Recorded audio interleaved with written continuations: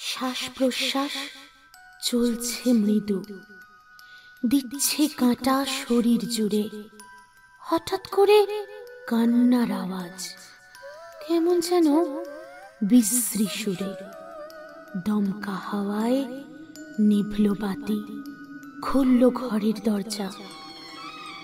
গা ছমছম আমেজ থাকুক, শুরু হোক ভূত চর্চা। প্রিয় শ্রোতা বন্ধুগণ, আজকে আপনাদের জন্য আবারও নিয়ে চলে এসেছি একটা হাড় হিম করা ভৌতিক গল্প। এটি কেবল একটি গল্প নয়, একটি বাস্তব ঘটনার উপর ভিত্তি করে লেখা। তবে গল্পের প্রয়োজনে কিছু পরিবর্তন আনা হয়েছে। স্থান, কাল এবং কিছু চরিত্রের নাম পাল্টে দেওয়া হয়েছে, যাতে ঘটনাটি আরও আকর্ষণীয় হয়ে ওঠে। আশা করি আপনারা গল্পটি উপভোগ করবেন।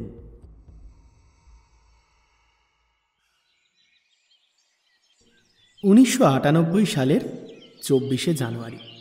তখনও শীতের প্রকোপ কমেনি শহর থেকে।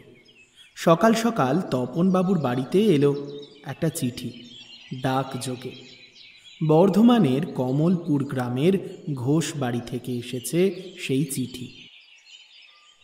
আরে দেখো দেখো কি লিখেছে। সবিনয় নিবেদন, পরম করুণাময় পরমেশ্বরের অসীম কৃপায় এবং আপনাদের আশীর্বাদে আমার পুত্র সৌম্য ঘোষের বিবাহ উপলক্ষে আগামী 4 ফাল্গুন শুক্রবার সন্ধে 6টা থেকে শুভ বিবাহ অনুষ্ঠান অনুষ্ঠিত হবে। ওই শুভ দিনে আপনারা সবান্ধবে উপস্থিত হয়ে নবদম্পতিকে আশীর্বাদ করলে আমরা নিজেদের ধন্য মনে করব।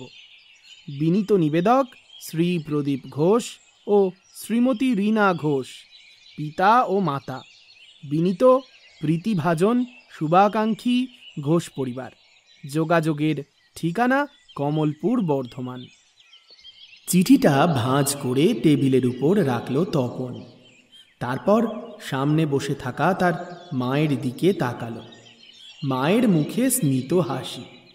তপন দেখল তার মা যেন এই নিমন্ত্রণপত্র পেয়ে মনে মনে বেশ খুশি হয়েছেন। বাবা, পরমেশ্বর মানে কি? পরমেশ্বর মানে হলো ঈশ্বর, যিনি সব কিছুর সৃষ্টিকর্তা। বুঝেছ? ঈশ্বর আমাদের চিঠি পাঠিয়েছে? দূর বোকামে, না না, চিঠি এসেছে তোমার সৌম্য কাকুর বাড়ি থেকে, নিমন্ত্রণপত্র। মানে বোঝো? তার মানে বাবা আমাদেরকেও নেমন্তন্ন করেছে? হ্যাঁ দিদি ভাই, তোমাদের বিয়ে বাড়ির নেমন্তন্ন এসেছে। কার বিয়ে ঠাম্মা? তুমি চিনবে না দিদি ভাই, তাদের তো তুমি কোনোদিন দেখোনি। নাম অবশ্য শুনেছো, আমার এক পাতানো ভাই আছে, বুঝলে দিদি ভাই? পাতানো মানে? পাতানো মানে হলো রক্তের সম্পর্ক না থাকা সত্ত্বেও যাকে আপন করে নেওয়া হয়, যাকে ভাই বা বোন বলে মেনে নেওয়া হয়, ওরকম সম্পর্ককেই পাতানো সম্পর্ক বলে। সেই ভাইয়ের ছোট ছেলের বিয়ে, মানে তোমার কাকুর বিয়ে, বুঝলে দিদি ভাই? কি মজা বিয়ে বাড়ি, কি মজা বিয়ে বাড়ি, কি মজা, কি মজা, কি মজা। খুশি, উফ, তুমি আবার লাফালাফি করছো তো? কখন বলেছি তোমায় পড়তে বসতে, আর তুমি সেই এখানে বড়দের সঙ্গে বসে গল্প করছো? ও ঠাম্মা! ও কেন বকাবকি করছো বৌমা? তোমাদের বাবু এই এক হয়েছে, সারাদিন পড়া আর পড়া। ও ছোট মানুষ, একটু খেলবে না? মা, আপনি আর ওকে শুধু শুধু মাথায় তুলবেন না তো। এই যে বিয়ে বাড়ির ভূত মাথায় চাপবে, পড়াশোনা তো একেবারে গোল্লায় যাবে। তারপর আবার ক্যালেন্ডারে দাগ দিয়ে রাখবে, বায়না তো লেগেই থাকবে একের পর এক। বিয়ে বাড়ি বলে কথা, কত আনন্দের ব্যাপার বলো তো বৌমা। ও সব ভেবে কি আর হবে মা, আমরা তো আর যেতে পারবো না। কেন বৌমা, যেতে পারবে না কেন? হ্যাঁ, যাব বললেই হলো একেবারে। তোমাকে বাড়িতে একা রেখে আমরা মোটেই যাব না। আর তুমি তো মনে হয় না কিছুতেই যাবে বলে। পা দুটো তো একেবারে অকেজো হয়ে গেছে মেজো খোকা, কি করে যাব বলতো? তবে অসিতের ছেলের বিয়েতে না গেলে ও যে বড় কষ্ট পাবে বাছা। তোরা আমার কথা চিন্তা করিস না, মিনিকে বলবো খন আমার কাছে থাকবে। কেন চিন্তা করছো বৌদি? আমি তো আছি, মায়ের খেয়াল রাখবো। আহা, না না, তা কি করে হয়? আমরা সবাই বিয়ে বাড়ি যাব আর তুই বাড়িতেই থাকবি, তাই হয় নাকি? হ্যাঁ তাই তো, ঠিকই বলেছে ও। না না মেজো খোকা, রুমি তো যাবেই। তুই তোর ছোট বোন আর বৌমা খুশিকে নিয়ে অবশ্যই ঘুরে আয় বিয়ে বাড়ি থেকে। ওরে, একমাত্র ছেলেরই কর্তব্য নাকি মায়ের দেখাশোনা করা? বড় মেয়েটাকে তাহলে জন্ম দিলুম কেন? তোরা রুমিতাকে নিয়ে যা, ওর কি একা একা বাড়িতে ভালো লাগবে নাকি? আমি আমি মিনিকে বলে দেবো কোন আমার কাছে এসে থাকবে। আর এখন তো দাদু ভাইয়ের পরীক্ষাও শেষ, এক কথায় ওরা চলে আসবে। বাবা, তার মানে আমরা বিয়ে বাড়ি যাব? আরে যাব তো খুশিমা, নিশ্চয়ই যাব। কি মজা, গাড়ি করে যাব, ভ্রুম ভ্রুম। এই না রে না খুশি রানী, না। আমরা কিসে করে যাব বলতো? ট্রেনে করে যাব। তার মানে কু ঝিক ঝিক ঝিক ঝিক ঝিক ঝিক ঝিক ঝিক ঝিক ঝিক ঝিক ঝিক। ভোর 6টার হাওড়া স্টেশন। প্ল্যাটফর্মে তখনও তেমন ভিড় নেই। তপন বাবু, তার স্ত্রী, মেয়ে খুশি আর বোন রুমিতা বর্ধমান লোকাল ধরেছেন। সকালের নরম আলোয় সব কিছু ঝিকমিক করছে। খুশি জানলার ধারে বসে আছে, মা আর রুমিতা পাশাপাশি বসে গল্প করছেন। ট্রেন হাওড়া স্টেশন ছাড়িয়ে ধীরে ধীরে গতি বাড়াতে শুরু করল। শহরের দালানকোঠা আর ঘিঞ্জি এলাকা পেরিয়ে ট্রেন যত এগোচ্ছে, বাইরের দৃশ্য ততই বদলে যাচ্ছে। একসময় গ্রাম বাংলার সবুজ প্রকৃতি দেখা দিল ট্রেনের জানলার বাইরে। ট্রেনের গতি বাড়ছে আর খুশির চোখে সব কিছু যেন উল্টো দিকে ছুটছে। মাঠের পর মাঠ পিছনে চলে যাচ্ছে, গাছের সারিগুলো যেন এক সরল রেখায় চলছে। বিভিন্ন রঙের ছোট ছোট বাড়ি, পুকুর সবকিছুই এক পলকে চোখের সামনে আসছে, আবার মিলিয়েও যাচ্ছে। ঝকঝকে রোদে চারিদিক যেন ঝলমল করছে। এই লম্বা যাত্রার ট্রেনে একের পর এক হকার উঠছে। কেউ চানাচুর বাদাম বিক্রি করছে, কেউ আবার জল বা চা নিয়ে হাঁক দিচ্ছে। এই সমস্ত পরিচিত কোলাহলও খুশির কাছে বেশ নতুন লাগছে। প্রায় 3 ঘন্টার যাত্রা। বাবা, আর কত দূর? আর একটুখানি রে মা, আর আর একটুখানি, খুব বেশি দূর নয়। দেখিস, ট্রেনের দুলুনিতে সে প্রায় ঘুমিয়ে পড়ছে।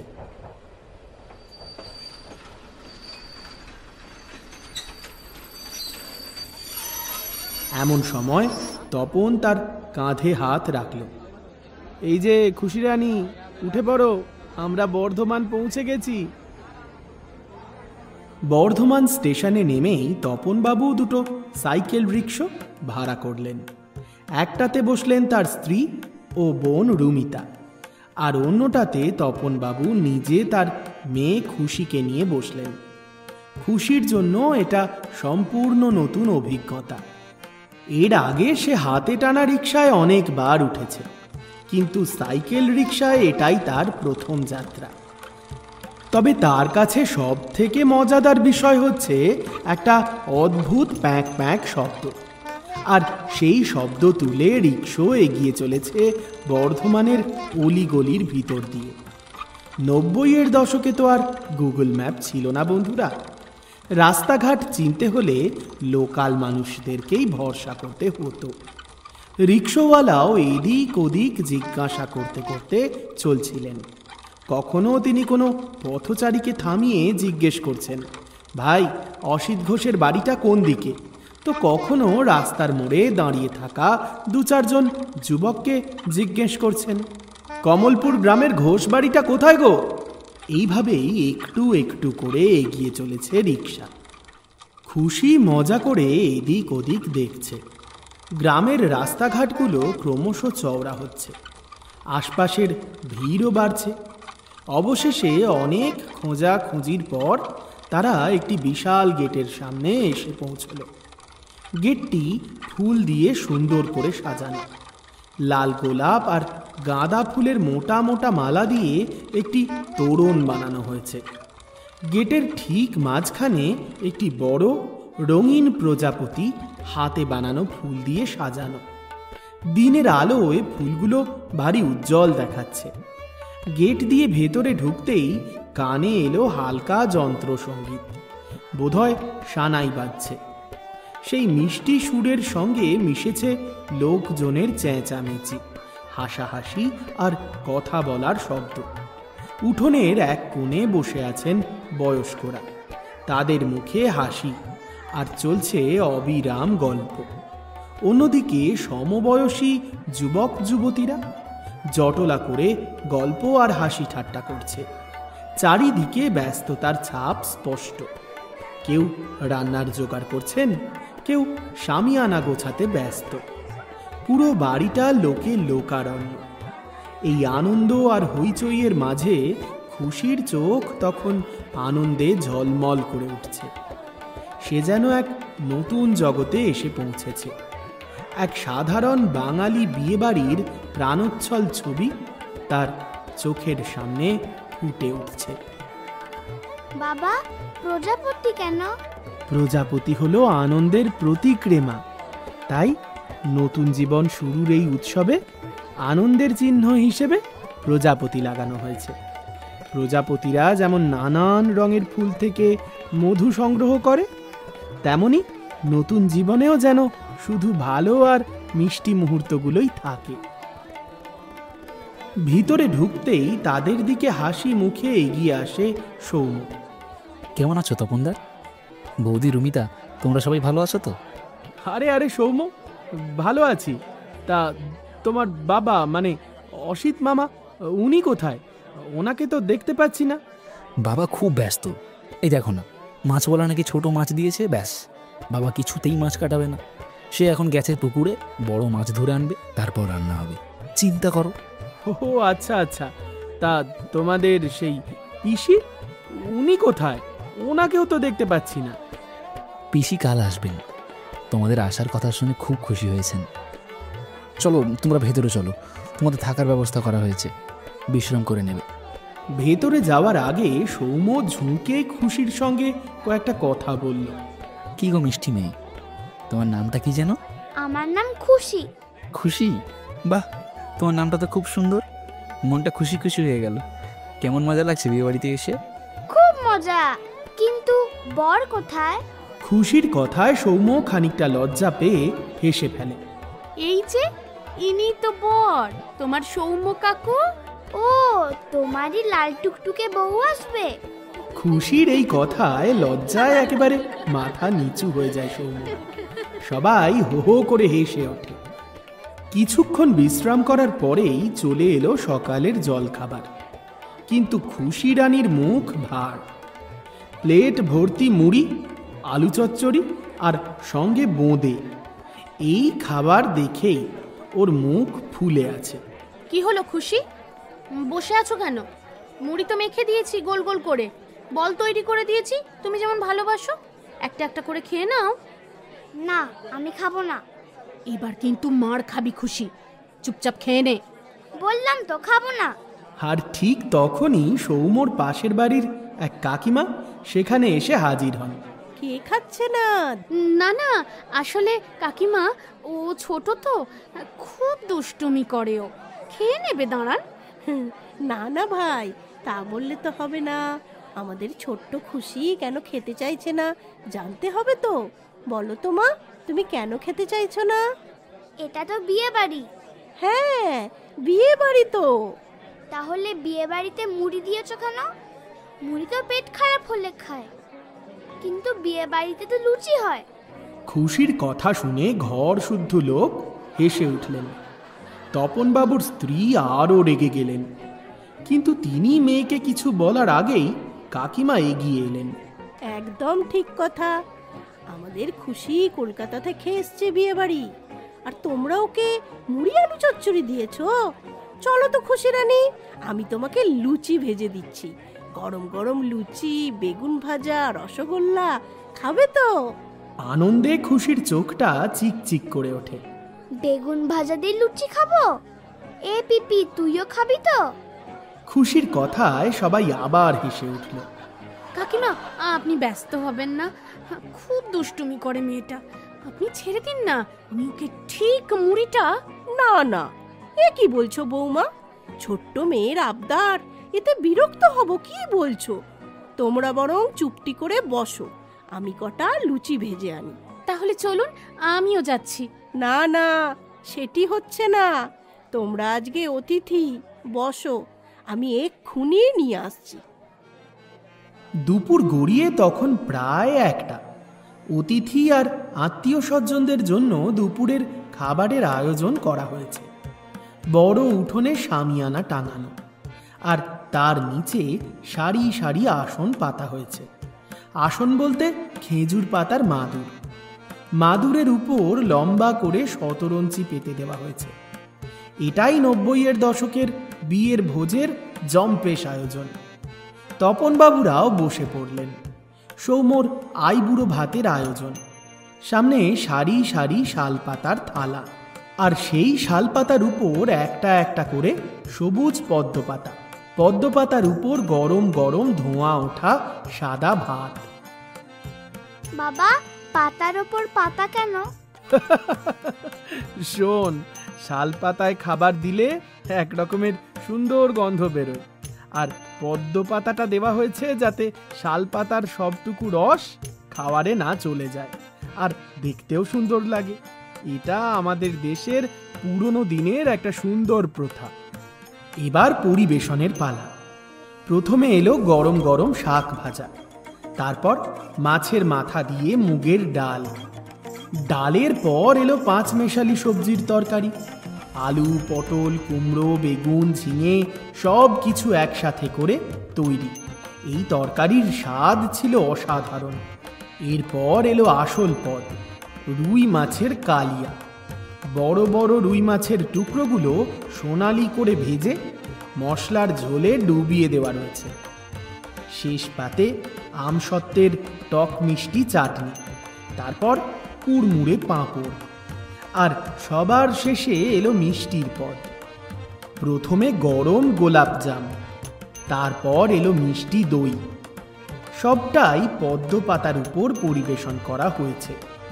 খাওয়া শেষে এক মুখ হাসি নিয়ে তপনবাবু ও তার পরিবার সৌম্যর বাড়ির ওপরের একটা ঘরে বিশ্রাম নিতে গেলেন।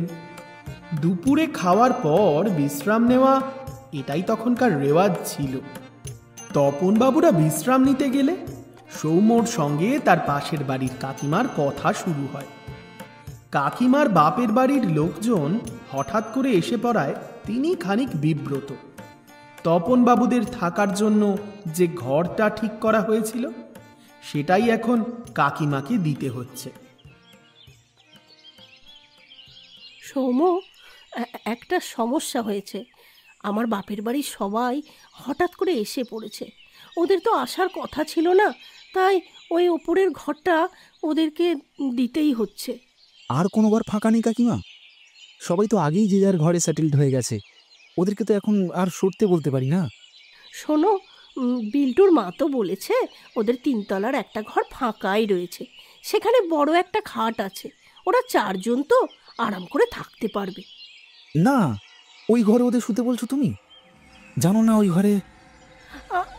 ওসব গ্রামের লোকেদের বানানো কথা, কেন ভয় পাচ্ছ তুমি? ঠিক আছে, তাহলে আমি বরং ওই ঘরে শুতে যাই, আমার ঘরটা ওদের ছেড়ে দিই। তা হয় না সৌম্য, তোমার নতুন খাট সব জিনিসপত্র দিয়ে গোছানো হয়েছে। বৌমা এসে ওই ঘরে উঠবে, তুমি কি করে ওই ঘর ছেড়ে যাবে?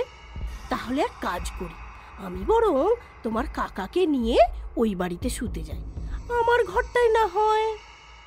কি বলছো কাকিমা? কাকার সিঁড়ি ভাঙা বারণ? ও, আমরা কোনো মতে করে নেবো ঠিক একটা ব্যবস্থা। না না কাকিমা, তা হয় না। ঠিক আছে, ওদেরকেই না হয় ওই বাড়িটাতে যেতে বলছি। অবশ্য লোক মুখে অনেক কিছু শুনলেও আমাদের তো এরকম কোনো কিছু চোখে পড়েনি। আরে বাবা হ্যাঁ, ওসব রটনা, বিশ্বাস করো না তো। আর তাছাড়া শুধু তো রাতটুকু, সকালবেলা হলেই তো ওরা আবার এই বাড়িতে চলে আসবে। রাতের খাওয়া দাওয়ার পর বাড়ির সবাই উঠোনে একত্রিত হয়েছে। চারিদিকে জ্বলছে হ্যাজাকের আলো, বাতাসে ভাসছে সানাইয়ের সুর। কেউ গল্প করছে, কেউ বা আপন মনে গুনগুন করছে। উঠোনের একপাশে ভিয়েন বসেছে, বড় বড় কড়াইয়ে মিষ্টি তৈরি হচ্ছে। খুশি তখন ছোট্ট দুহাত কোমরে রেখে নাচ দেখাচ্ছে।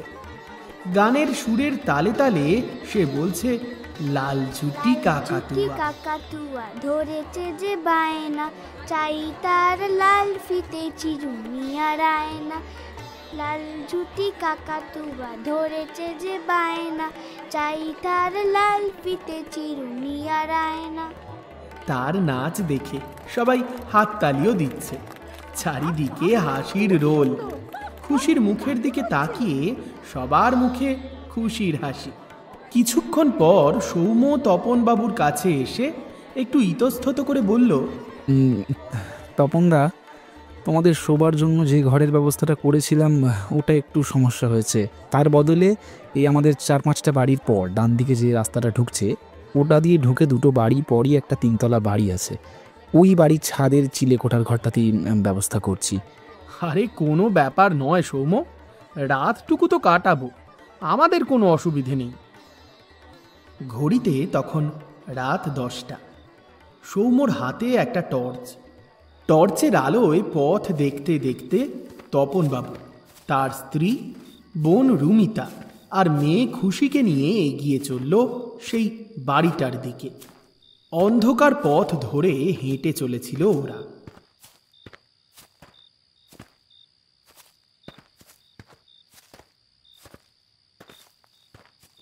চিলেকোঠার ঘরের সামনে পর্যন্ত পৌঁছল। টর্চের আলোয় দেখা গেল দরজায় তালা।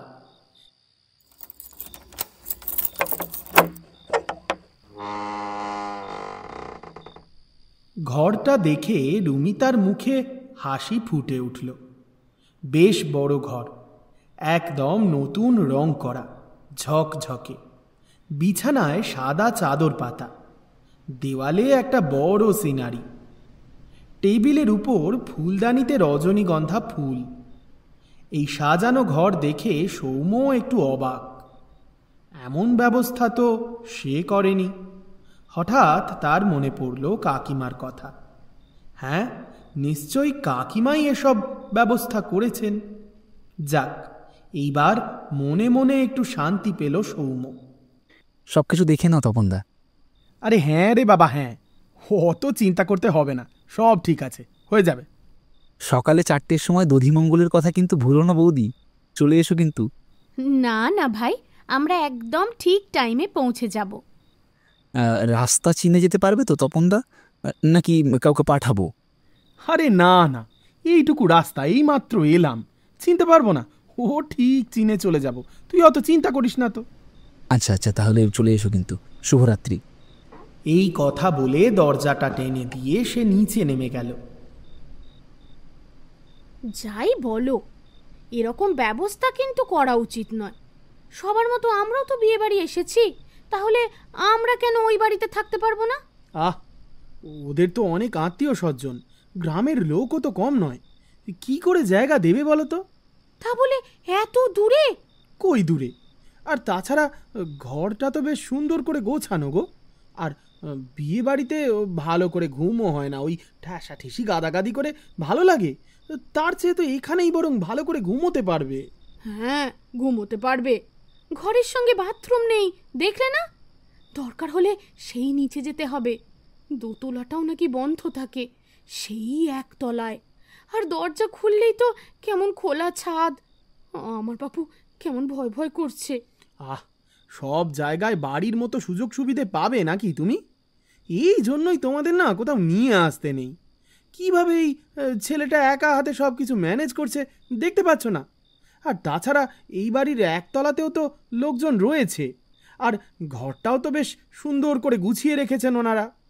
তোমার না সবেতেই বাপু বড্ড খারাপ স্বভাব। বাবা, ওটা কার ছবি? হ্যাঁ গো, তাই তো, ওই খাটের পায়ার উপরে দেওয়ালে ওটা অত বড় কার ছবি গো? ও নিশ্চয়ই যার ঘর তারই ছবি হবে। কিন্তু কিন্তু ছবিটাতে তো মালা দেওয়া। ছবিতে মালা কেন? আরে বাবা, ঠাকুরের ছবিতেও তো মালা থাকে মা। ওই কাকুটা বোধহয় ঠাকুরের কাছে চলে গেছে, তাই ওনার ছবিতে মালা দেওয়া আছে। হ্যাঁ গো, ওটা আবার কি? আরে ধুর বাবা, কোনটা আবার কি? ওই যে ডান দিকে ছবিটার ওই কোণে, ওই উঁচুতে দেখো দেখো। আরে বাবা, ওই তো। আরে নিচে কি দেখছো? সিলিং এ ওটা কি? কি তো ঠিক বুঝতে পারছি না। সবাই একসাথে সিলিং এর দিকে তাকালো। সিলিং থেকে ঝুলছে একটা ছোট্ট হাঁড়ি। লাল কাপড় দিয়ে মোড়ানো হাঁড়িটা 3টে দড়ির সাহায্যে এমনভাবে ঝুলছে যেন মনে হচ্ছে কেউ ইচ্ছাকৃতভাবে এটাকে ঝুলিয়ে রেখেছে। বাতাসে হালকা হালকা দুলছে সেটা, আর তারই ছায়া পড়ছে দেওয়ালে। সেই ছায়া যেন জীবন্ত হয়ে হাঁড়ির সঙ্গে দুলছে। এই অদ্ভুত জিনিসটা দেখে সবার মুখের কথা বন্ধ হয়ে গেল। একটা চাপা ভয় সবার মনে ঢুকে পড়েছে। আরে বাবা, ওই আগেকার দিনে বরফ ঝুলিয়ে রাখতো ঘর ঠান্ডা করার জন্য, সেরকমই কিছু হবে হয়তো। ও অত ভেবো না তো। যাও যাও, সবাই গিয়ে ফ্রেশ হয়ে এসো, ঘুমোতে হবে। উফ, টায়ার্ড লাগছে না? সেই সকাল থেকে জার্নি করে একটু বিশ্রাম না হলে চলে? একে একে সবাই নিচে গিয়ে ফ্রেশ হয়ে এলেও তপনবাবুর স্ত্রী বিপাশা তখনও আসেননি। সবার শেষে তিনি যখন নিচে নামলেন, সেখানকার লোকজনেদের সঙ্গে গল্প করতে গিয়ে তার একটু সময় লেগে গেল। ঘড়িতে তখন রাত 11টা। গল্প শেষে এক বুক ভয় নিয়ে তিনি সিঁড়িতে পা রাখলেন। দোতলা পর্যন্ত যখন উঠছিলেন ততক্ষণ সব ঠিকঠাকই ছিল, কিন্তু দোতলা থেকে 3 তলার এইটুকু রাস্তা পার হতে তার প্রচণ্ড ভয় লাগছিল। তিনি একটা সিঁড়িতে পা দিলেন।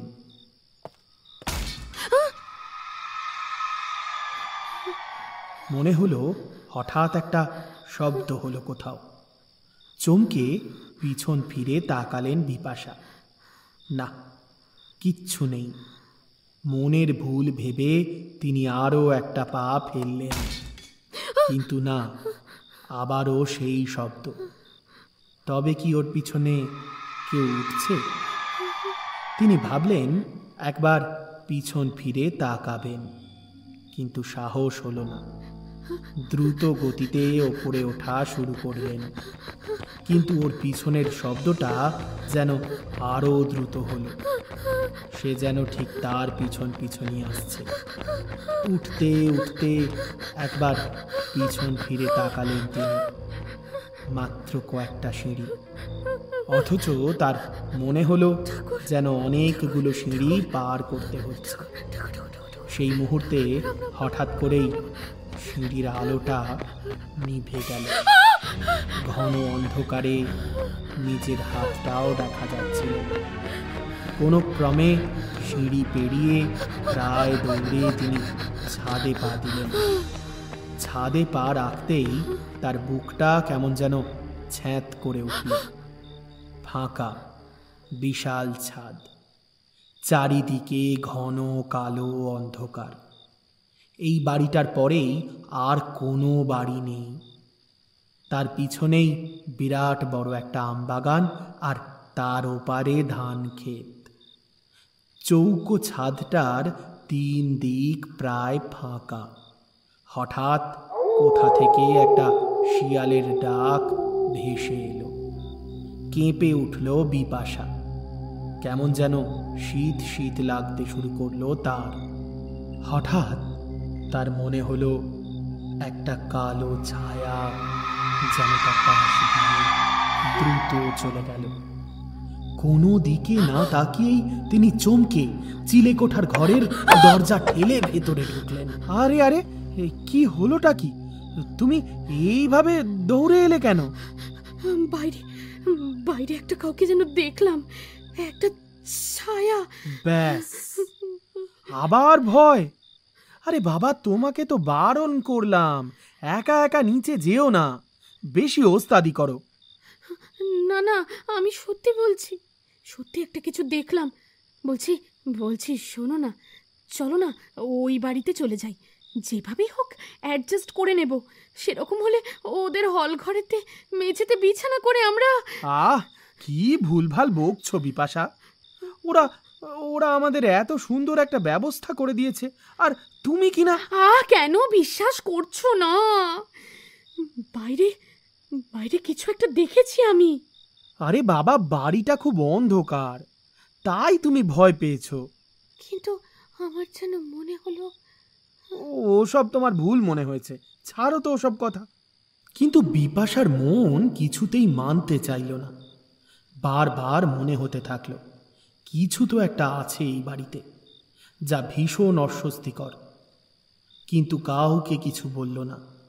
কিছু বললেই তপন ওকে নিয়ে মজা করবে, তাই চুপচাপ মুখটা ভিজে গামছা দিয়ে ভালো করে মুছে নিয়ে বিছানায় উঠে বসল। প্রথমে রুমিতা, তারপর বিপাশা, তারপর খুশি, তারপর তপন বাবু। এভাবে তারা বিছানায় শুয়ে পড়ল।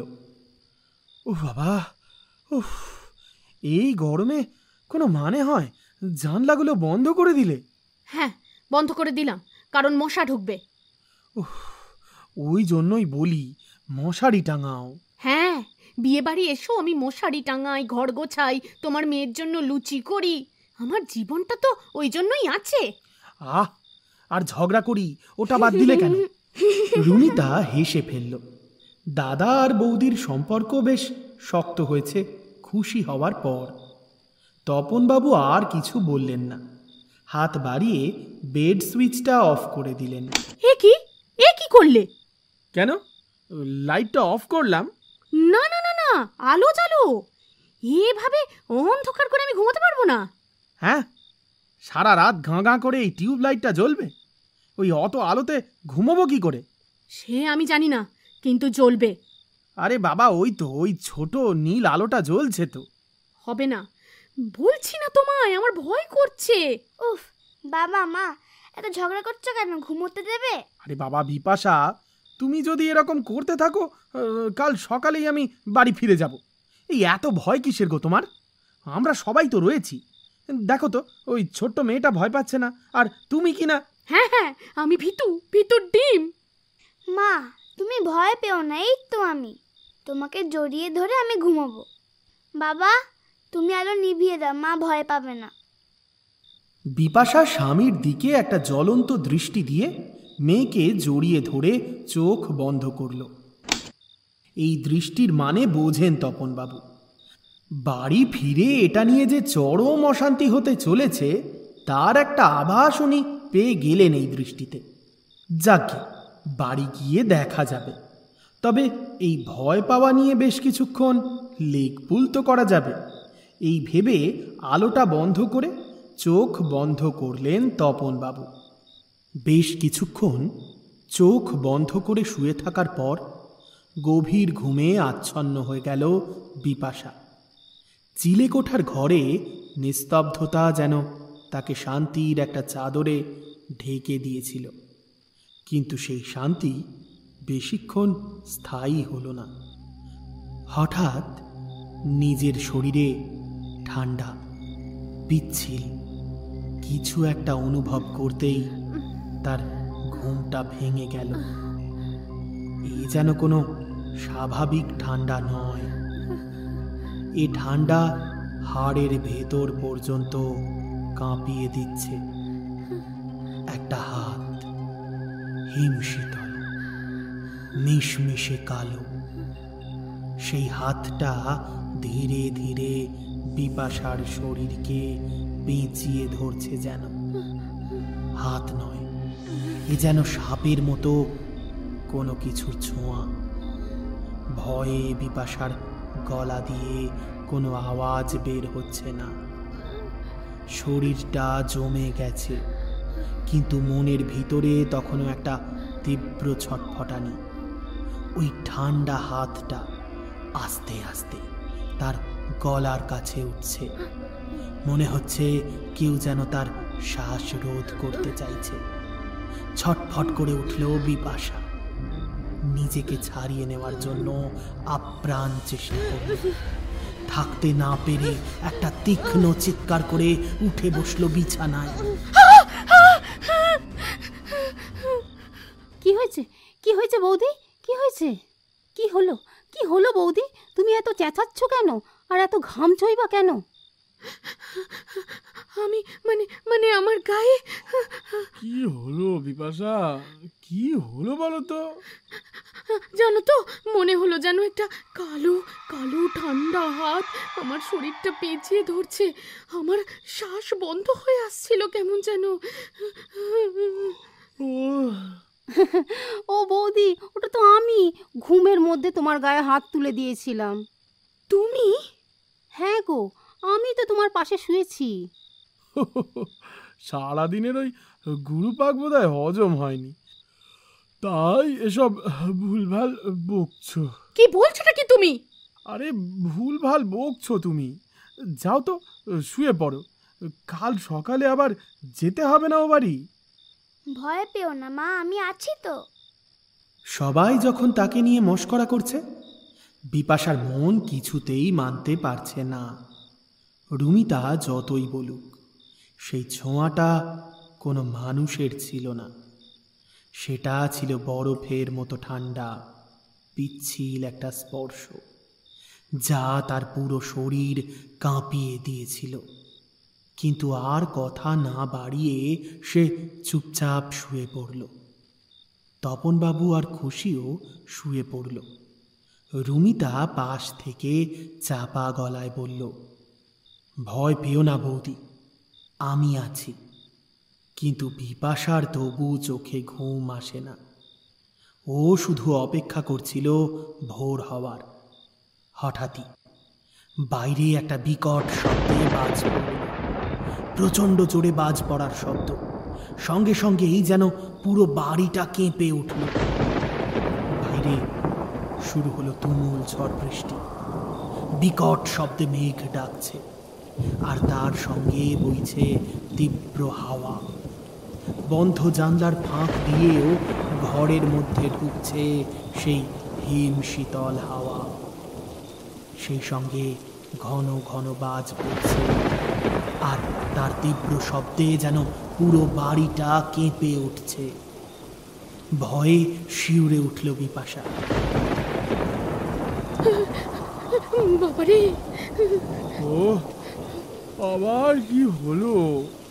এবার বাজের শব্দেও ভয় পাচ্ছ নাকি? আরে ঝড় হচ্ছে, বাজ তো পড়বেই। শান্ত হয়ে শুয়ে পড়ো দেখিনি। আমার কিছু ভালো লাগছে না। আমার মনে হচ্ছে কিছু একটা আছে। আরে বৌদি, এসব কিচ্ছু না। ঝড়ের রাতে এরকম ভয় লাগে, কাল সকালে রোদ উঠলে দেখবে ভয় কেটে গেছে। তাদের কথা শেষ হতে না হতেই হঠাৎ বিকট শব্দে আরো একটা বাজ পড়ল। সেই সঙ্গে পুরো ঘরটা এবার অন্ধকার হয়ে গেল। লোডশেডিং হয়েছে।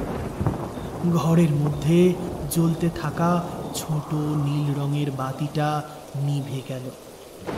ঘন কালো অন্ধকারে বিপাশা আর রুমিতা এবার দুজনেই চমকে উঠল।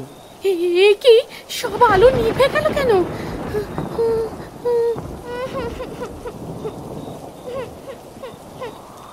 লোডশেডিং হয়েছে বৌদি, তবে চিন্তা করো না, দাদার কাছে নিশ্চয়ই টর্চ আছে। তুমি এখানে আমার কাছে এসো রুমি, আমার খুব ভয় করছে। কাঁদে না? লোডশেডিং হয়ে গেছে, ভয় পায় না? ঘন অন্ধকার আর বাজের শব্দে সবাই থমকে গেছে।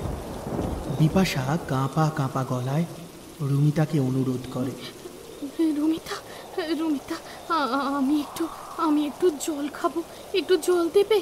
হ্যাঁ হ্যাঁ বৌদি, দিচ্ছি। এই দাদা, টর্চটা একটু জ্বাল তো। উফ বিপাশা, তোমার জন্য না আজ রাতে একটুও ঘুমোতে পারবো না। দাঁড়াও। তপন উঠে বসল। বিপাশা আর কিছু বলল না। ওর হাত পা ভয়ে ঠান্ডা হয়ে যাচ্ছে।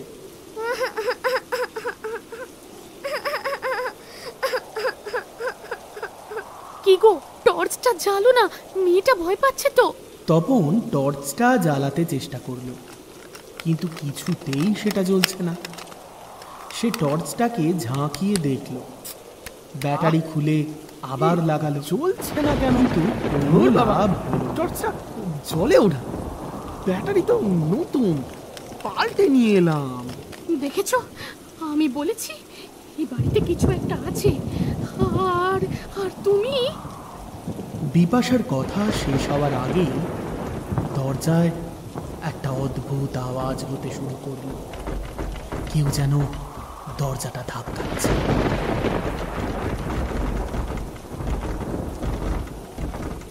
কিন্তু সেটা মানুষের ধাক্কা দেবার মতো শব্দ নয়। শব্দটা এলো আর মাঝে মাঝে অদ্ভুত ভাবে দীর্ঘ হচ্ছে। ওই দেখেছো দরজায় কেমন আওয়াজ হচ্ছে? আমি বলেছিলাম না?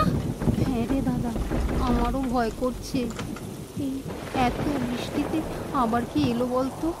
আরে ধর বাবা, দাঁড়া, দরজাটা খুলে দেখি, তাহলেই তো ঝামেলা মিটে যায় নাকি? না না না না না, দরজা খুলো না, দরজা খুলো না। কি আশ্চর্য! আরে বাবা, লোডশেডিং হয়ে গেছে বলে বোধহয় কেউ একটা মোমবাতি দিতে এসেছে। দাঁড়াও না, দেখি।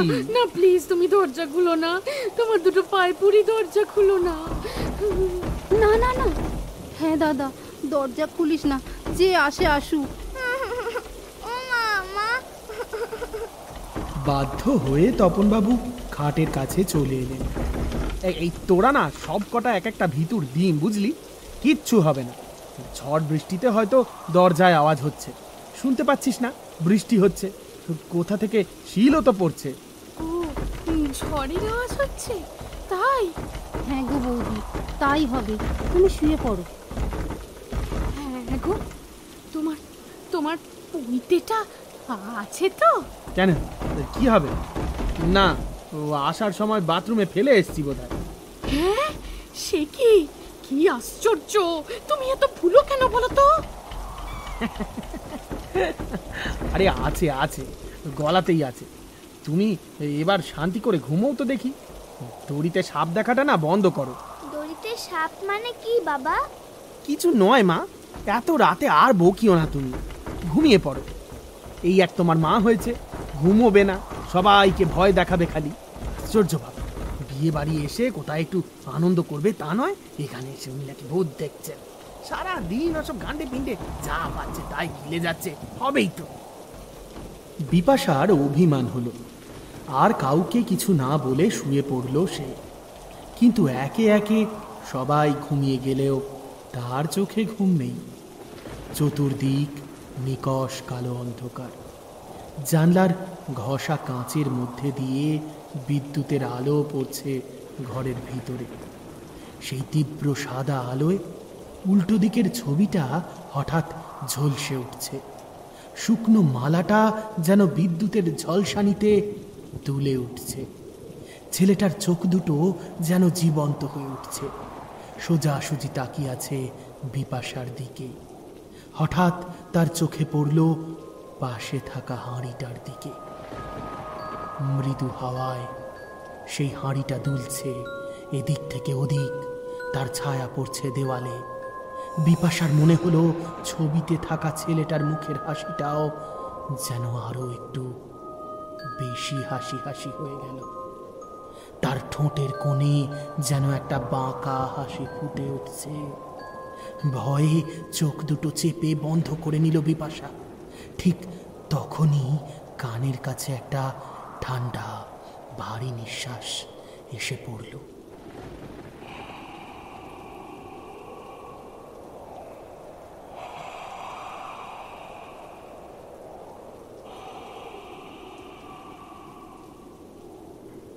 তার সমস্ত শরীর যেন হিম হয়ে গেল। চমকে উঠল বিপাশা। কোনো ক্রমে পাশ ফিরে মেয়েটাকে নিজের শরীরের সঙ্গে চেপে ধরল, কিন্তু শরীর থেকে সেই ভয়টা কিছুতেই গেল না। ভয় আরো গাঢ় হলো। বিপাশা চোখ বন্ধ করে শুয়ে রইল, কিন্তু তার সমস্ত ইন্দ্রিয় সজাগ রয়েছে। কানের কাছে সেই ভারী নিঃশ্বাসের শব্দটা যেন তখনও মিলিয়ে যায়নি। তার বুকের ভেতরটা ধুকপুক করছে। হৃৎপিণ্ড যেন পাঁজরের খাঁচা ভেঙে বাইরে বেরিয়ে আসতে চাইছে। সে বুঝতে পারছে খুশি তার বুকের উপর নিশ্চিন্তে ঘুমিয়ে আছে, কিন্তু বিপাশার শরীরটা তখন ভয়ে অসাড় হয়ে গেছে। হঠাৎ করেই তার মনে হলো ঘরের তাপমাত্রা যেন আরো কয়েক ডিগ্রি কমে গেল। হাড় কাঁপানো এক ধরনের হিমশীতল ঠান্ডা হাওয়া যেন ঘরের মধ্যে ঢুকে পড়েছে। ঘরের ভিতরেই সেই বাতাস যেন ঘুরপাক খাচ্ছে। বিপাশা অনুভব করল সেই ঠান্ডা বাতাস তার পায়ের দিক থেকে ধীরে ধীরে উপরের দিকে উঠে আসছে। প্রথমে পায়ের পাতা, তারপর হাঁটু, কোমর। মনে হচ্ছে কোনো এক অদৃশ্য শক্তি তাকে ঠেলে তুলছে। তার সমস্ত রোমকূপ খাঁড়া হয়ে গেছে। এবার তার দম বন্ধ হয়ে আসছে। সে আপ্রাণ চেষ্টা করছে চোখ খুলতে, কিন্তু পারছে না।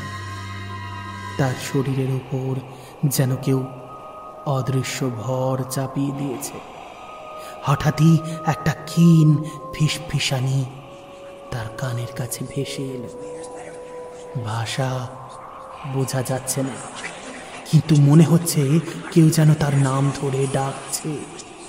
সেই কণ্ঠস্বর পরিচিত নয়, অথচ তাতে কেমন যেন একটা চেনা সুর রয়েছে।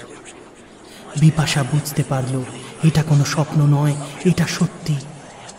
তার চারপাশে কিছু একটা আছে। সে কোনো মতে চোখ খুলল। নিকষ কালো অন্ধকারে কিচ্ছু দেখা যাচ্ছে না, কিন্তু তার ষষ্ঠ ইন্দ্রিয় তাকে বলল কেউ যেন একজন ঠিক তার মুখের উপর ঝুঁকে আছে। তার অস্তিত্ব অনুভব করছে বিপাশা। গলার কাছ থেকে বুক পর্যন্ত একটা ঠান্ডা স্পর্শ যেন তার উপর দিয়ে নেমে গেল। কেউ যেন আঙুল বুলিয়ে দেখছে। সেই স্পর্শের সাথে সাথে তার নিঃশ্বাস যেন আটকে গেল। ভয়ে সে এবার জ্ঞান হারানোর মতো অবস্থায় চলে গেল। এইবার বিপাশা প্রাণপণে চিৎকার করতে চাইল, কিন্তু তার গলা দিয়ে কোনো শব্দ বের হলো না। তার মুখ দিয়ে শুধু একটা চাপা গোঙানির মতো শব্দ বেরোলো। সে প্রাণপণে তপনকে ডাকতে চাইল, কিন্তু পারল না। সেই অদৃশ্য উপস্থিতি যেন তাকে ধীরে ধীরে গ্রাস করে নিচ্ছে। বিপাশা, আরে এই বিপাশা, আরে ওঠো, আরে 6টা বেজে গেছে। কি গো, কি হলো? ধরফর করে উঠে বসলো বিপাশা। তার সারা শরীর ঘামে ভেজা, চোখ দুটো বড় বড় করে তপনের দিকে তাকিয়ে আছে। আরে বাবা, কি হলোটা কি? এত ঘেমে গেছো কেন? হ্যাঁ, তুমি তুমি কোথায় ছিলে? আরে বাবা, আমি তো খুশিকে নিয়ে টয়লেটে গিয়েছিলাম। একেবারে ফ্রেশ হয়ে তারপর এলাম। এখন রুমি গেছে। তার মানে আমি ঘরে এতক্ষণ একা ছিলাম? হ্যাঁ, কি হয়েছে তাতে? আরে বাবা, তুমি তো অঘরে ঘুমোচ্ছিলে, তাই ডাকিনি। আমাকে একা রেখে তোমরা চলে গেলে তো? আমার যদি কিছু হয়ে যেত? আরে আশ্চর্য ব্যাপার, দিনে দুপুরে কি হবে তোমার? বাইরে রোদ ঝলমল করছে। আরে সবাই বিয়ে বাড়ি চলে গেছে, দধি মঙ্গলে তো আর যাওয়া হলো না। ওরা বলেছিল কত করে, যাকে যাকে চলো। এতক্ষণে বিপাশার মনে হলো সবটাই হয়তো একটা দুঃস্বপ্ন ছিল। ও তাড়াতাড়ি বলল, বৃষ্টি বৃষ্টি থেমে গেছে? আরে হ্যাঁ রে বাবা, হ্যাঁ, সকাল হতেই আর বৃষ্টি ফৃষ্টি কিছু নেই, বরং এত রোদ যে বোঝাই যাচ্ছে না কাল রাতে অত বৃষ্টি হলো। মা, এই দেখো আমি নতুন জামা পরেছি। অয় অয় অয়, দেখো খুশিও রেডি। আরে যাও যাও যাও, তুমি রেডি হয়ে নাও, গায়ে হলুদ ওদিকে শুরু হয়ে গেল বোধহয়, চলো। তাড়াতাড়ি বিছানা ছেড়ে নামলো বিপাশা। জামা কাপড় নিয়ে ঘর থেকে বেরোনোর আগে আরও একবার তাকিয়ে দেখল ছবিটার দিকে। বছর 24-25-এর তরুণ, এক মুখ হাসি, কি প্রাণবন্ত, অথচ মালাটা শুকিয়ে গেছে। এত সুন্দর ছেলেটা মৃত, ভাবলেই বুকটা কেমন একটা করে ওঠে বিপাশার। কি হয়েছিল ছেলেটার জানতে ইচ্ছে করছে। আর কিচ্ছু বলল না ও। দরজা খুলে বাইরে বেরিয়ে সিঁড়ি দিয়ে নিচে নেমে গেল। কোনো মতে একটা শাড়ি শরীরে জড়িয়ে সিঁড়ি বেয়ে চিলেকোঠার ঘরে ফিরে এলো বিপাশা। ঘরে ঢুকতেই সে দেখতে পেল হাসি মুখে কাকিমা দাঁড়িয়ে আছেন। বিপাশা খানিকটা অপ্রস্তুত হয়ে বলে উঠল, ও কাকিমা, আপনি কখন এলেন? এই তো মা, একটু আগে। তোমরা আসতে দেরি করছো দেখে আমি ভাবলাম যাই, দেখি কি হলো। না না, এই তো আমরা রেডি হচ্ছিলাম। বৌদি, খুশি আর দাদা এগিয়ে গেছে। খুশিটা খুব বায়না করছিল তো, তাই আমি বললাম নিয়ে যেতে। ঠিক আছে, চলো না, আমরাও তো এক্ষুনি চলে যাব। কাকিমা, আপনি একটু দাঁড়ান, আমি রেডি হইনি, একসাথেই যাব। হ্যাঁ হ্যাঁ মা, আর তাছাড়া তোমাকে আমার একটা কথাও বলার ছিল। হ্যাঁ হ্যাঁ, বলুন না। বলছিলাম, তোমরা তো শহরের মেয়ে, খুব সুন্দর করে শাড়ি পরতে পারো, চুল বাঁধতে পারো। আমি আসলে ভেবেছি আমার ওই একটা কাঞ্জিভরম শাড়ি আছে, ওটা সন্ধেবেলা পরবো। আমি তো নিজে পরতে পারি না, আর আমার মেয়ে বৌমা তো সাজ করতেই ব্যস্ত থাকবে। তুমি যদি আমার চুলটা একটু বেঁধে দিতে আর শাড়িটা একটু পরিয়ে দিতে, মানে তোমার যদি কোনো অসুবিধা না থাকে। না না কাকিমা, এ কি বলছেন? আমি আপনাকে রেডি করে দেব, একদম চিন্তা করবেন না। এরপর কাকিমা আর রুমিতা মিলে হাতে হাতে ঘরটা একটু গুছোতে শুরু করলো। কাকিমা, এই ঘরটা কিন্তু আপনি খুব সুন্দর সাজিয়ে দিয়েছিলেন। রজনীগন্ধা আমার খুব প্রিয়, জানেন তো। আমি? না না মা, এই সব তো মনে হয় সৌম্য করেছে। আমার বাড়িতে তো গাদা লোক, আমি ব্যস্ত হয়ে পড়েছিলাম। ভিজে গামছাটা মেলে দিয়ে চুলগুলো আঁচড়ে নিচ্ছিল বিপাশা। হঠাৎ রুমিতা বলল, গতকাল রাতে কি বৃষ্টি হলো বলুন কাকিমা, এত জোরে বাজ পড়ছিল, আমরা তো ভয়ে পেয়ে গেছিলাম। কাকিমা অবাক হয়ে রুমিতার দিকে তাকালো, ওর চোখে মুখে তখনও বিস্ময়। বাজ? বৃষ্টি? এ কি বলছো তোমরা? কাল রাতে তো আকাশ পরিষ্কার ছিল, ঝড় বৃষ্টি তো হয়নি। কি বলছেন কাকিমা? কালকে রাতে তো সারা রাত ঝড় হয়েছে, ভয়ঙ্কর বৃষ্টি, তারপর লোডশেডিংও তো হয়ে গেল। না না, কাল রাতে তো ঝড় বৃষ্টি হয়নি, আর লোডশেডিংও হয়নি। হলে তো আমি টের পেতাম, আমার তো সারা রাত জানলা খোলা ছিল। আপনা আপনি চুল আঁচড়াতে আঁচড়াতে হাতটা থেমে গেল বিপাশার। চোখ দুটো বড় বড় হয়ে গেল রুমিতারও। তাড়াতাড়ি কাকিমার কাছে সরে আসে বিপাশা। কাকিমা, সত্যি করে বলুন তো, এই ঘরে কি কোনো অঘটন ঘটেছিল, কিংবা এই বাড়িতে? কাকিমার চোখ মুখ কেমন যেন ফ্যাকাশে হয়ে গেল। আমতা আমতা করে বলল, কই না তো, কি আবার হবে, কিছুই তো। আপনি মিথ্যে কথা বলছেন কাকিমা। কাল এই গ্রামে ঝড় বৃষ্টি হয়নি, কিন্তু এই বাড়িতে তুমুল ঝড় বৃষ্টি হয়েছে। সারা রাত আলোই জ্বলেনি। এই ঘর আপনি পরিষ্কার পরিচ্ছন্ন করেননি, সাজাননি, অন্য কেউও করেনি। তাহলে? আমি তো বললাম সৌম্য বা অন্য কেউ। কাকিমা, আপনি আমাদের কাছে কিছু লুকিয়ে যাচ্ছেন না তো? আমি আবার কি লুকোবো? চলো চলো তাড়াতাড়ি যেতে হবে, গায়ে হলুদ করে আবার গায়ে হলুদ পাঠাতে হবে। এখন গল্প করলে হবে না বাপু।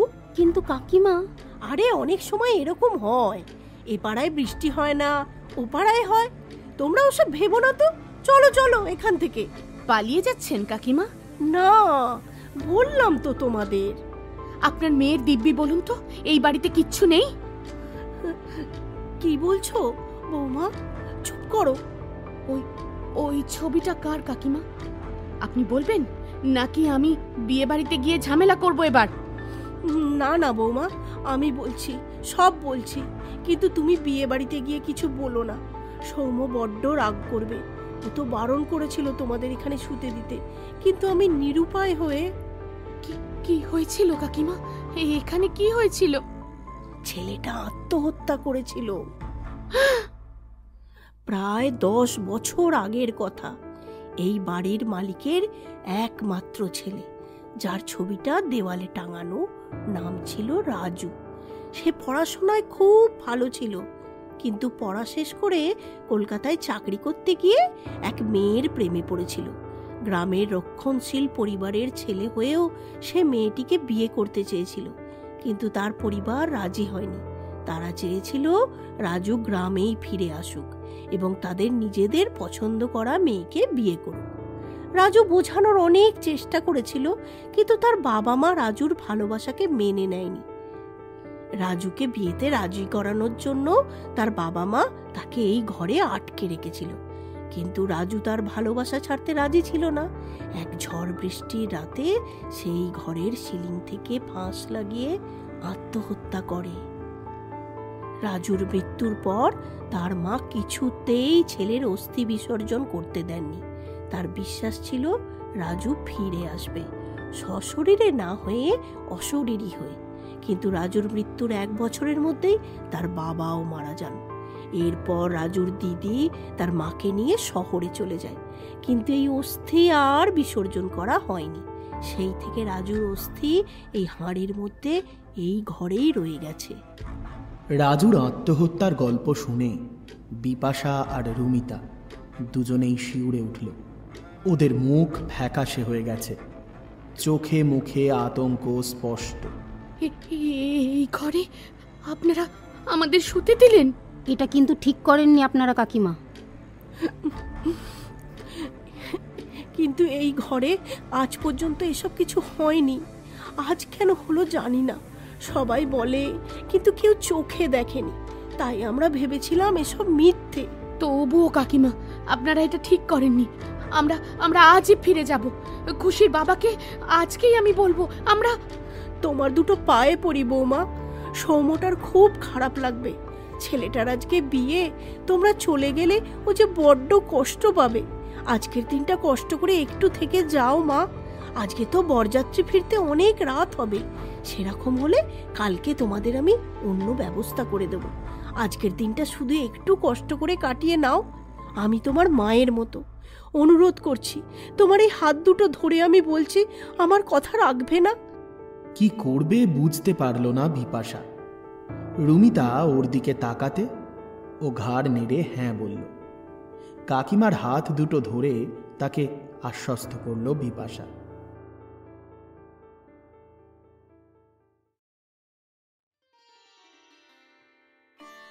সারাদিনের বিয়েবাড়ির আনন্দ আর হৈহুল্লোড়ে চাপা পড়ে গেল ভয়টা। বিয়েবাড়িতে তখনও ঝলমলে আলো, ঝলমলে সাজ আর ঝলমলে সব মুখ। খুশিটা সারাদিন প্রজাপতির মতো নেচে গিয়ে বেরিয়েছে। বিয়ের সমস্ত উপাচার সবকিছুই তাকে আনন্দে ভাসিয়ে নিয়ে গেছে। সারাদিন বেশ আনন্দে কাটল। অবশেষে যখন বরযাত্রী বাড়ি ফিরল, তখন প্রায় রাত্রি 1টা। বাড়িতে সবাই ক্লান্ত। বিয়েবাড়ির আমেজ তখনও লেগে আছে সবার চোখে মুখে, কিন্তু সেই খুশি আর স্বস্তির মাঝেও বিপাশার মনটা আবার ছ্যাঁত করে উঠল। ওই বাড়িতে আবার গিয়ে শুতে হবে, এই কথা ভাবতেই ওর হাত পা ঠান্ডা হয়ে গেল। বৌদি, এবার কি হবে? আমাদের সব জিনিসপত্র তো ওখানে, একবার তো যেতেই হবে। আজ আর কোনো উপায় নেই গো, যেতেই হবে। তোমার দাদা কিছুই জানে না। আর এখন যদি বলি, রেগে গিয়ে একটা হুলস্থুল কাণ্ড বাঁধাবে। কাল সকালে তো নতুন বউ আসবে। তার চেয়ে কি আর করা যাবে, চলো ওই ঘরে রাতটুকু কাটিয়ে দেব। ভোরের আলো ফুটতেই আবার এই বাড়িতে চলে আসব। তারপর নতুন বউ চলে এলে ওকে দেখে আমরা বরং বাড়ি ফিরে যাব। কিন্তু বৌদি, আমার তো খুব ভয় করছে। ভয় পেও না রুমি, গতকালও তো ও আমাদের কোনো ক্ষতি করেনি, তার মানে আজকেও আমাদের কিচ্ছু হবে না। ও নিজের অস্তিত্ব বোঝানোর জন্য এটা করছে, ভয়ে আমাদের ক্ষতি করার জন্য নয়। তারপর বিপাশা ঢুকলো ঘরে। ওদের পেছনেই খুশি আর তপন। বিপাশা আর রুমিতার ফ্যাকাশে মুখ দেখে তপনের একটু সন্দেহ হলো বইকি। এই কি হয়েছে তোদের? দুজনের মুখ ওরকম শুকিয়ে গেছে কেন? ঠাট্টায় ভূত দেখেছিস নাকি? বা বিপাশা কেউ কোনো উত্তর দিল না, শুধু একে অপরের দিকে চাওয়াচাওয়ি করলো। তারপর তপন আর কিছু না ভুলে বিছানায় গিয়ে বসলো। উফ বাবা, অনেক রাত হয়ে গেল। এই যাও যাও যাও, তোমরা সবাই শুয়ে পড়ো তো, আর রাত জাগতে ভালো লাগছে না বাবা। কাজ করো, তোমরা ওই সব জামা কাপড় বদলে নাও, আমি একবার নিচে বাথরুম থেকে ঘুরে আসি, একবার যেতেই হবে। উফ, খাওয়াটা আজকে বড্ড বেশি হয়ে গেছে। চমকে উঠে আতঙ্কে চিৎকার করে উঠল বিপাশা। এই না না না না না, যেও না প্লিজ, তুমি ঘরেই থাকো। হ্যাঁ দাদা, এখন যাস না। এই কেন রে, কি হয়েছে? কি যাব না কেন? কি হয়েছে তোদের? হঠাৎ করে এমন মরা কান্না জুড়লি? সব বলছি, শোনো, কিন্তু তার আগে কথা দাও, তুমি তুমি রাগ করবে না? হ্যাঁ, রাগ করবে না। তা কি হয়েছে কি? তপন প্রথমে সব কিছু গাঁজাখুরি মনে করলেও বিপাশা কাল রাতের আবহাওয়ার কথা বলল। তখন তপনও খানিকটা আশ্চর্য হয়ে গেল। কি বলছো কি? সেটা কি করে সম্ভব? কাল রাতে যদি ঝড় বৃষ্টি নাই হয়ে থাকে, তাহলে আমরা ঘরের মধ্যে থেকে অত ঝড় বৃষ্টি যে টের পেলাম, সেটা কোথা থেকে এলো? আর লোডশেডিংই বা কেন হলো? সত্যি সত্যি তোমায় কাকিমা বলেছেন কাল ঝড় বৃষ্টি হয়নি, লোডশেডিং হয়নি? তাহলে আমরা... না গো, কাকিমা বলেছে তুমি এখন আর নিচে যেও না, আমাদের ভয় করবে। আরে বাবা, কিচ্ছু হবে না, আমি তো শুধু টয়লেটে যাব আর চলে আসবো। শোনো, তোমরা বরং দরজাটা ভালো করে ভেতর থেকে বন্ধ করে দাও, আমি এক্ষুনি আসছি, হাঁক পেরে ডাকবো। বৌদি, ভয় পেও না রুমি, ঠাকুরের নাম করো, রাম রাম রাম রাম রাম রাম রাম রাম রাম রাম রাম রাম। প্রথম দিকে সবটাই স্বাভাবিক মনে হচ্ছিল। একতলার সিঁড়ি পার হয়ে দোতলার ল্যান্ডিংয়ে পৌঁছলো সহজেই, কিন্তু দোতলা থেকে তিনতলার সিঁড়িতে পা রাখতেই একটা অদ্ভুত অনুভূতি হলো। সিঁড়ির আলোটা হঠাৎ টিমটিম করে জ্বলে উঠল, আবার নিভেও গেল। তপন একটু বিরক্ত হলো। ধর, এই আলোটা জ্বলে না, নেবে না ঠিক করে, কি যে আশ্চর্যের ব্যাপার। মনে হচ্ছে বাল্বটা কেটে গেছে। এরপর পা বাড়ালো, 1 পা, 2 পা, 3 পা, উঠতেই থাকলো, কিন্তু ল্যান্ডিং আর আসছে না। সিঁড়িটা যেন গোলক ধাঁধার মতো, যত উপরে উঠছে ততই মনে হচ্ছে একই জায়গায় ঘুরপাক খাচ্ছে। পাগুলো ভারী হয়ে আসছে, বুক ধরফর করছে, ঘামতে শুরু করলো, কিন্তু তার হাত পা ভয়ে ঠান্ডা হিম হয়ে গেল। মনে মনে তপন ভাবল, এইসব কি হচ্ছে? এইসব কি সত্যি নাকি? রুমিতা, বিপাশা, রুমিতা, বিপাশা, কই গো তোমরা? সিঁড়িটা তো শেষই হচ্ছে না। তবে কি ওরা যা বলছিল সত্যি বলছিল? হঠাৎ করেই দপ করে আলোটা নিভে গেল, আর উপলব্ধি করল তপন ছাদে পৌঁছে গেছে। শুধুমাত্র সিঁড়িটা পার করতেই ওর অন্তত আধ ঘন্টা সময় লেগেছে। তারপর কোনো মতে পা চালিয়ে চিলেকোঠার ঘরের দরজার সামনে এসে ধাক্কা দিয়ে চিৎকার করে ডাকতে শুরু করলো বিপাশা আর রুমিতার নাম ধরে। বিপাশা, রুমিতা, বিপাশা, খুশিমা, কোথায় রে? দরজা খোল, দরজা খোল, দরজা খোল। কি হয়েছে? কি হলো? এই তোমরা ঠিকই বলেছিলে। এই বাড়িটায় কিছু একটা সমস্যা আছে। এই তাড়াতাড়ি চলো চলো চলো, ব্যাগ গুছো, আমরা এক্ষুনি বেরিয়ে যাব। প্রয়োজন হলে খুশি তো ঘুমোচ্ছে। ওহো, ওকে কোলে নিয়ে নেব। তাড়াতাড়ি ব্যাগ গুছো, আমরা প্রয়োজনে বর্ধমান স্টেশনে গিয়ে রাত্রিটুকু পার করে সকালের ট্রেনে বাড়ি ফিরে যাব। তাড়াতাড়ি সব গোছাও, চটপট তড়ি ঘড়ি ওরা ব্যাগ গুছোতে শুরু করে সবাই মিলে। আর ঠিক তখনই দরজাটা সশব্দে, তারপর শত টানাটানি করা সত্ত্বেও দরজাটা কোনোভাবেই খুলতে পারে না ওরা সবাই মিলে। আরে দরজাটার আবার কি হলো? এই দেখো, আরে টানছি তো। আরে দাঁড়া না, ও টানছি তো। খুলবে না, দরজা খুলবে না, বলেছি। দরজাটা খোলো। আরে কে আছো? দরজাটা খোলো। আরে কে আছো? দরজাটা খোলো। আরে এটা তো আগে দেখিনি। আরে দরজাটা খোলো না। আরে কে আছো? দরজাটা খোলো, দরজা খোলো। এভাবে চিৎকার করে দরজা ধাক্কি করতে করতে ঠিক কতটা সময় কেটে গেছে তা ওরা কেউ খেয়াল করেনি। হঠাৎ চিলেকোঠার জানলা দিয়ে এক চিলতে ভোরের আলো এসে পড়ল মেঝের উপর।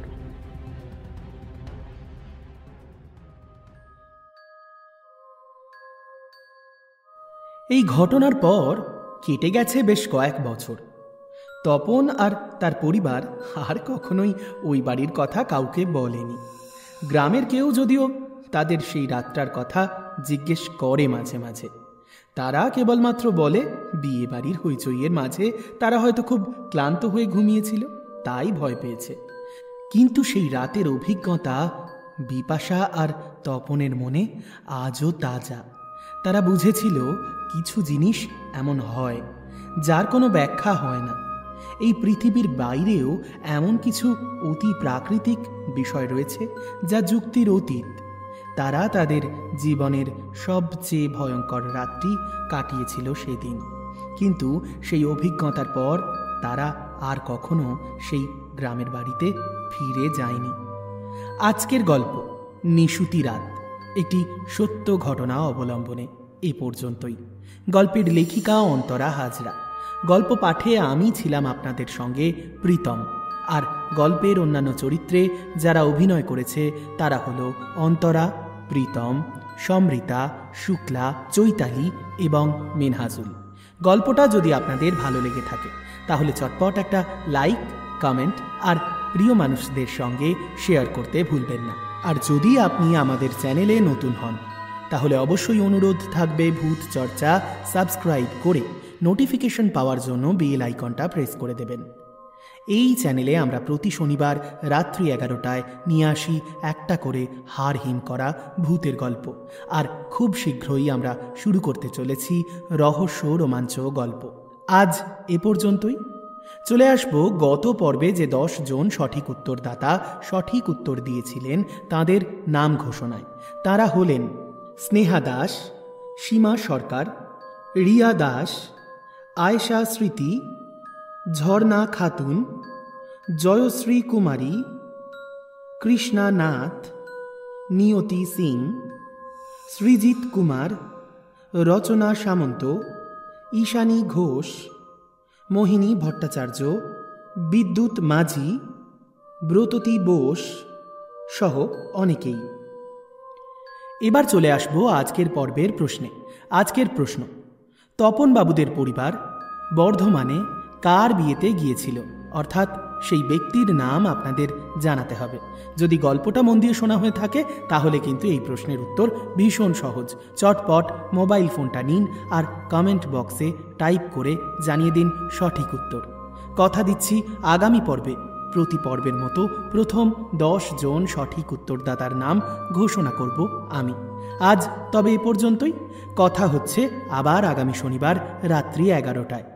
ভালো থাকবেন, সুস্থ থাকবেন এবং ভূত চর্চার পাশাপাশি ভালোবাসার মরশুমকেও সঙ্গে রাখবেন।